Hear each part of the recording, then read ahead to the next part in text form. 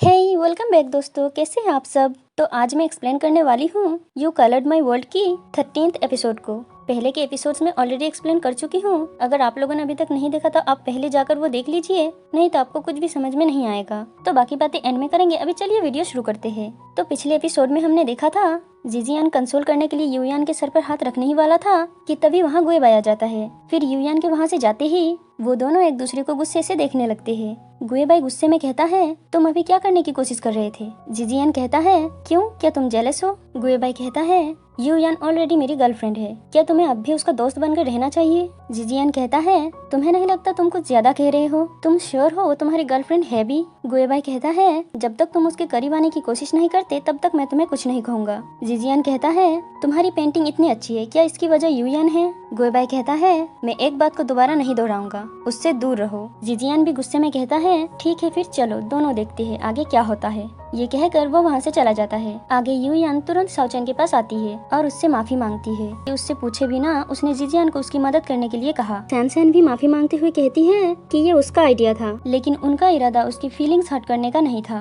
वो दोनों साओचन को काफी मनाने की कोशिश करते हैं। साओचन कहती है, मैं नाराज नहीं हूँ, मैं बस जिजियान की वजह से थोड़ा उदास हूँ। सैनसेन कहती है, पता नहीं जिजियान को क्या प्रॉब्लम है, हमारी साओचन तो कितनी समझदार और क्यूट है। साओचन कहती है, शायद वो किसी और को पसंद करता है। सैनसेन यूयान से पूछती है, तुम तो जिजियान को बहुत अच्छे से जानती हो, क्या तुम बता सकती हो वो किसे पसंद करता है। यूयान कहती है, शायद जिजियान हुआयोन को पसंद करता है। सैनसेन कहती है, ये नामुमकिन है, हुआयोन तो बिल्कुल भी जिजियान की टाइप की नहीं है, उससे तो हमारी साओचन बहुत प्यारी है। वो दोनों साओचन को चेयरअप करते हैं। इधर जिजियान की बहन काफी परेशान होती है। तभी जिजियान वहाँ आता है। वो जिजियान को काफी डांटती है कि वो बिना बताए घर से चला गया, ऊपर से उसका कॉल भी नहीं उठा रहा था और इतनी देर में वापस आ रहा है। इसके लिए जिजियान उनसे माफी मांगता है और इसलिए भी माफी मांगता है कि उसने उन पर चिल्लाया था, उसे इस तरह से बर्ताव नहीं करना चाहिए था। उसकी बहन कहती है, माँ बाबा के जाने के बाद एक तुम ही हो जो मेरे अपने हो, मुझे तुम्हारी फिक्र है, मैं तुम्हें बड़ा बनते कुछ करते हुए देखना चाहती हूँ। वो कहता है, मैं जानता हूँ आप बहुत मेहनत करते हो, मेरे लिए परेशान हो, मैं ये बात समझता हूँ, पर मैंने इस बारे में बहुत सोचा और ये डिसाइड किया कि मैं अभी ये पेंटिंग एग्जीबिशन नहीं करूँगा। वो परेशान होकर कहती है, तुमने अभी कहा कि तुम मुझे समझते हो, तो फिर ये क्यों कर रहे हो। वो कहता है, हाँ मैं आपको समझता हूँ, पर ये भी चाहता हूँ कि आप भी मुझे समझे। मैं बस नहीं चाहता कि मेरी जिंदगी की पहली आर्ट एग्जीबिशन इस तरह से हो। ये कहकर वो वहाँ से चला जाता है। आगे यूयान और गुएबाई साथ में होते हैं। गुएबाई जिजियान की बातों से थोड़ा परेशान होता है और सही से पेंटिंग नहीं बना पा रहा होता है, तो यूयान उसे खुद को ज्यादा प्रेशर देने से मना करती है और उसे चेयरअप करने के लिए एक पेंट शॉप में चलने के लिए कहती है और कहती है वो पेंट शॉप उसके लिए बहुत खास है क्योंकि वो पेंट शॉप उसकी माँ का पसंदीदा पेंट शॉप है। आगे जब वो दोनों पेंट शॉप में थे तो यूयान के बाबा उन दोनों को साथ में देख लेते हैं और घर आकर यूयान के कजन काइपू से कहते हैं, ये तो जरा सर इंसल्ट है, वो डायरेक्टली मुझसे झूठ बोल रही है, मैंने उसकी पसंद का खाना लाया और उसे डिनर पर बुलाया, उसने सीधा सीधा मुझसे झूठ बोला और उस लड़के के साथ वहाँ उस पेंट शॉप में कुछ खरीद रही थी। काइपू बात को संभालते हुए कहते हैं, वो लड़का यूयान का क्लासमेट है और वो पेंटिंग सीख रहा है और वो पेंट शॉप आंटी का फेवरेट पेंट शॉप था, शायद इसीलिए दोनों वहाँ गए होंगे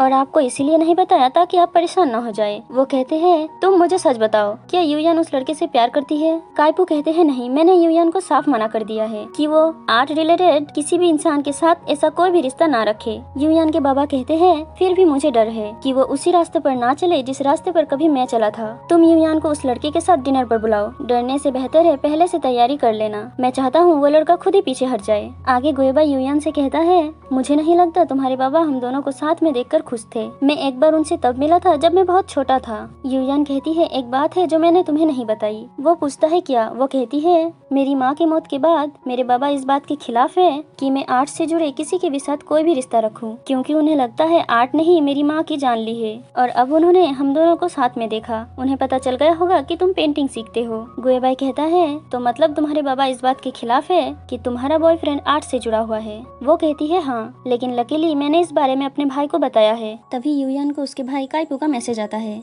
कि उसके बाबा ने गुएबाई को डिनर पर बुलाया है। वो घबरा कर गुएबाई से कहती है, मेरे बाबा ने तुम्हें डिनर पर बुलाया है। वो कहता है, तुम्हारे भाई ने उन्हें राजी किया होगा। तो वो कहती है, मेरे जिद्दी बाबा को इम्पॉसिबल। यूयान काफी परेशान होती है तो गुएबाई कहता है, तुम फिक्र मत करो, तुम्हारे फादर मेरे फादर इन लो होंगे, वो मुझे खा नहीं जाएंगे, क्या मैं तुम्हारे बाबा के लिए कुछ लेकर जाऊं। वो मना करती हुई कहती है, बिल्कुल नहीं, भाई ने कहा है हमें ऑर्डिनरी क्लासमेट की तरह बिहेव करना होगा। आगे गुएबाई यूयान के घर आता है, सभी साथ बैठे होते हैं और माहौल बिल्कुल खामोश होता है। ऊपर से युयान के बाबा गुएबाई को घूरे जा रहे थे, जिससे वो नर्वस हो रहा होता है। तो युयान के भाई बात को शुरू करते हैं। वो गुएबाई से पेंटिंग को लेकर कुछ कैजुअल सी बातें करते हैं। फिर युयान के बाबा गुएबाई से उसका नाम पूछता है। वो अपना नाम बताता है। फिर वो पूछते हैं, क्या तुम पेंटिंग सीख रहे हो? तो वो हाँ कहता है। फिर वो पूछते हैं, क्या तुम सच में युयान के सिर्फ क्लासमेट हो? तो युयान उन्हें बीच में ही टोक देती है। तो उसके बाबा उसे बीच में बोलने के लिए मना करते हैं। तभी गुएबाई कहता है, अंकल शायद आपको याद नहीं, पर मैं टीचर ची जेंग का स्टूडेंट हूँ। मैं बचपन में उनसे पेंटिंग सीखा करता था। मैं लकी हूँ कि मुझे युयान की थोड़ी एडवाइस मिली। हम दोनों एक दूसरे को बचपन से जानते हैं। मैं युयान का बचपन का दोस्त हूँ।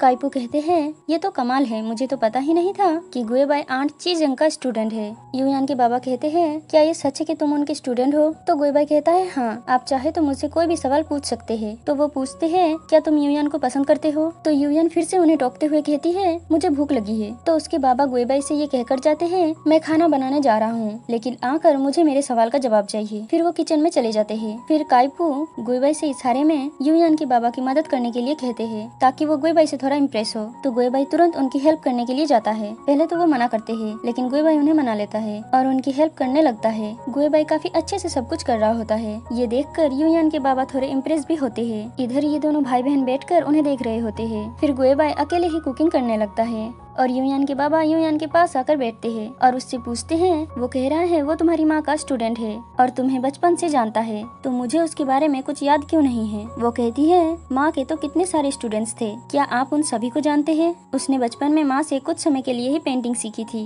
उसके बाद कोई कांटेक्ट नहीं रहा। फिर हमारी मुलाकात आइलैंड पर हुई। मैं वहाँ पानी में ऑलमोस्ट डूब गई थी, फिर उसी ने मेरी जान बचाई। फिर हमें पता चला कि हम एक ही यूनिवर्सिटी में हैं और फिर उसने मुझे अपनी मॉडल बनने के लिए पूछा। उसके बाबा कहते हैं, बस इतना ही ना या और भी कुछ है? क्या तुम उसके पेरेंट्स से मिली हो? वो कहती है, हम सिर्फ कॉमन क्लासमेट्स हैं, मैं उसके पेरेंट्स से कैसे मिल सकती हूँ? फिर खाना तैयार हो जाता है और गुएबाई डिनर टेबल रेडी करता है। युयान और काइपू उसकी हेल्प करते हैं। युयान खाने को देखकर कहती है, तुम खाना कैसे बना सकते हो, वो भी इतना अच्छा? वो कहता है, जो इतने लंबे समय से अकेले रहा हो वो खाना कैसे नहीं बना सकता? वो कहती है, मैंने भी तो तुम्हारे लिए खाना बनाया था, पर वो इतना अच्छा तो नहीं बना था। तभी वहाँ उसके बाबा आते हैं और ये सुन लेते हैं और युयान से पूछते हैं, तुमने इसके लिए खाना बनाया था? तो युयान के मुंह से निकल जाता है, हाँ, उसे फ्रैक्चर हुआ था तब। तो उसके भाई बात को संभालते हुए कहते हैं, हाँ, जब गुएबाई को फ्रैक्चर हुआ था तब सभी दोस्तों ने मिलकर उसकी मदद की थी। फिर सभी खाना खाने लगते हैं। युयान गुएबाई और उसके खाने की काफी तारीफ करती है। तो वो कहता है, मेरी माँ भी बहुत अच्छी कुकिंग करती थी, शायद उन्हीं से ये कला मुझ में आई होगी। तभी युयान के बाबा उससे पूछते हैं, अब तुम्हारी माँ क्या करती है? तो ये सुन युयान और गुएबाई थोड़ा इमोशनल हो जाते हैं। गुएबाई कहता है, वो अब इस दुनिया में नहीं है, मैं जब बहुत छोटा था तभी वो गुजर गई, लेकिन जब तक वो हमारे साथ थी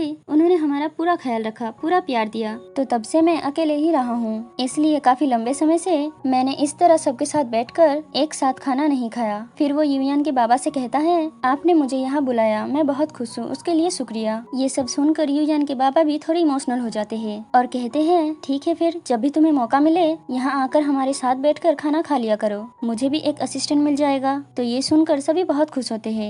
गुएबाई उन्हें शुक्रिया कहता है। फिर आगे युयान गुएबाई को अपनी माँ के साथ अपनी बचपन की फोटोज दिखाती है और दोनों बातें कर रहे होते हैं। इसी दौरान वो फोटो आती है जिसमें उसकी माँ उस पेंटिंग को बना रही होती है जो हुआयुन की गैलरी में मौजूद है। गुएबाई कहता है, ये तो वही पेंटिंग है ना? वो कहती है, हाँ, ये माँ की लास्ट पेंटिंग है और थोड़ा सा अधूरा है, लेकिन ये अभी हुआयुन की गैलरी में मौजूद है। फिर वो थोड़ा इमोशनल होकर कहती है, मैं हमेशा से सोचती थी कि मैं एक दिन इस पेंटिंग को वापस खरीद लूंगी। मेरी माँ के गुजरने के बाद बाबा ने उनकी सारी पेंटिंग बेच दी। तो गुएबाई अपने मन में युयान से प्रॉमिस करते हुए कहता है, तुम फिक्र मत करो, वो पेंटिंग तुम्हारे पास वापस जरूर आएगी। उस एग्जीबिशन को सक्सेसफुल बनाने के लिए मैं अपना बेस्ट दूंगा। इधर काइपू युयान के बाबा से कहते हैं, गुएबाई बुरा लड़का नहीं है, मुझे उसके यूनिवर्सिटी से भी पता चला है, उसके ग्रेड्स काफी अच्छे हैं और वो एक बहुत अच्छा इंसान भी है, और देखिए आज उसने इतना अच्छा खाना भी बनाया। वो कहते हैं, वो सब तो ठीक है, लेकिन मुझे बहलाने की कोशिश मत करो। मैंने उसकी तरफ अपना नजरिया सिर्फ इसलिए बदला क्योंकि वो तुम्हारी आंट का स्टूडेंट है,